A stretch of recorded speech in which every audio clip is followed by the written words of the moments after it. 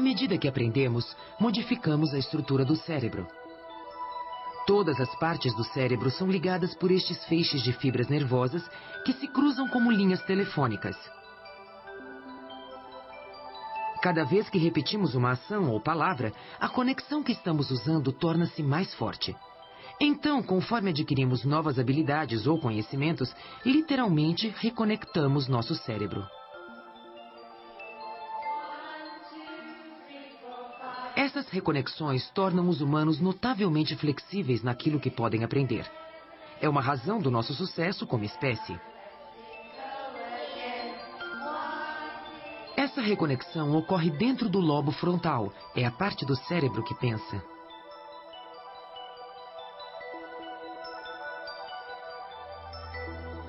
O lobo frontal atingiu a complexidade máxima nos humanos após bilhões de anos de evolução. O cérebro do nosso primeiro ancestral, o peixe, tinha apenas uma região frontal muito pequena, a fímbria, na esquerda. A área era responsável pela visão, o sentido mais importante do peixe. O lobo frontal cresceu rapidamente quando nossos ancestrais tornaram-se anfíbios. Quando os répteis evoluíram, essa se tornou a maior parte do cérebro. Nas aves, o lobo frontal expandiu-se ainda mais. Uma ave é mais inteligente que um réptil.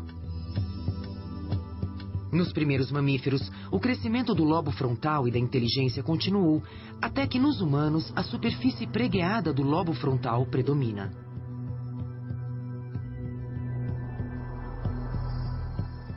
Mas escondido dentro, mais abaixo, ainda temos o cérebro do nosso ancestral, o peixe, cumprindo suas velhas funções. Essa região mais baixa do cérebro mantém nosso coração batendo e nossos pulmões respirando. O cerebelo, que tem o formato de uma couve-flor, mantém o equilíbrio do nosso corpo.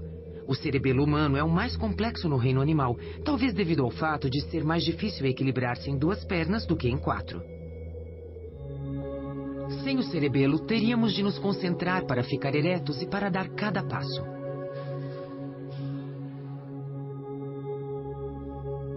Dessa base primitiva para cima, o cérebro humano tem camadas sucessivas de conexões intrincadas e de assombrosa complexidade.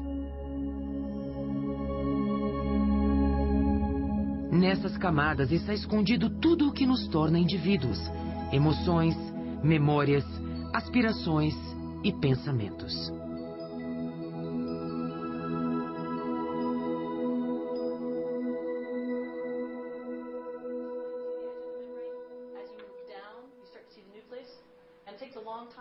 O cérebro humano atingiu sua atual complexidade e tamanho em apenas 5 milhões de anos, desde que a linhagem humana separou-se do chimpanzé.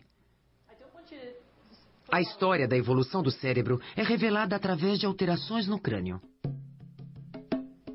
Um chimpanzé moderno tem o cérebro ligeiramente menor do que um dos nossos possíveis ancestrais, o Australopithecus africanus, que viveu 3 milhões de anos atrás.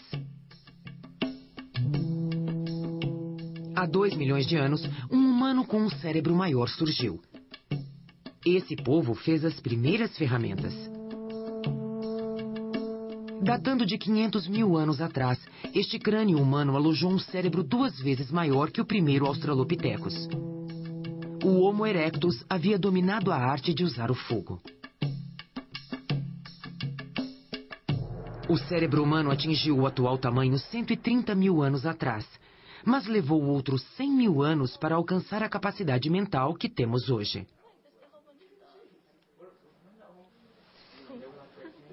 Uma criança 35 mil anos atrás poderia aprender facilmente tudo o que fosse necessário para sobreviver na sociedade de hoje. As características humanas que então evoluíram, a autoexpressão e a curiosidade, ainda são o alicerce da sociedade.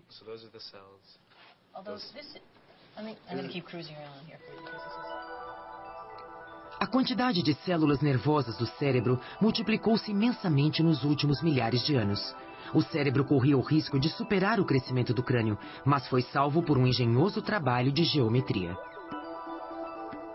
As células que usamos para pensar ficam na superfície do cérebro, numa camada de apenas 3 milímetros de espessura, o córtex.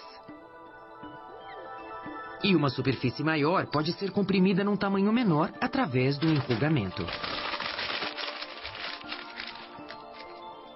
Como uma folha de papel, o córtex enrugou-se e formou sulcos e pregas, os giros. Se tirássemos os giros, o córtex seria do tamanho de uma fronha. Com estes giros, superamos o poder de pensar até do maior cérebro animal. As células nervosas no córtex fazem tudo o que é exclusivo aos humanos: tomar decisões, dar opiniões, interpretar o que vemos e ouvimos e entender. O córtex forma 2 hemisférios diferentes, ambos repletos de feixes de nervos. As duas metades têm modos diferentes de interpretar o mundo. O hemisfério esquerdo pensa em palavras, enquanto que o direito pensa em imagens e sentimentos. Os nervos trocam informações através de uma densa faixa na base do cérebro. Cada ponto no hemisfério direito é conectado a um ponto correspondente no hemisfério esquerdo.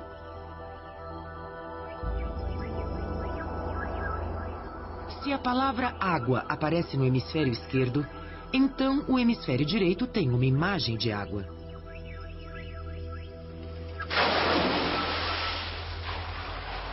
Para evitar qualquer discussão dentro do cérebro, um hemisfério, quase sempre o esquerdo, toma a última decisão. Quando se trata do controle muscular, cada hemisfério é responsável por um lado do corpo, desde os pés e pernas às mãos e olhos. Mas as linhas de comando se cruzam. O lado esquerdo do corpo está conectado ao hemisfério direito do cérebro, enquanto as sensações do lado direito do nosso corpo terminam no hemisfério esquerdo. As regiões mais sensíveis comandam um número imenso de células nervosas, no centro da área sensorial, chamado de córtex sensitivo.